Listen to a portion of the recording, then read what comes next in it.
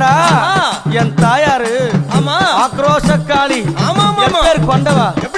அவ கோபப்பட்டு இந்த புவிக்கு வரும்போது அவளுடைய பாதம் இந்த புவியில பட்டா இந்த உலகமே அழிஞ்சிடும் சொல்லும் போது பார்த்த சிவபெருமான் உடனடியாக ஓடி அந்த கீழே விழுந்தாரு. அவளுடைய திருமேனியான பாதம் சிவனுடைய மேல படணும். அவன் கோபம் தெளினு கீழே இருக்கிற கணவனும் தெரிஞ்சு கூட எங்க அம்மா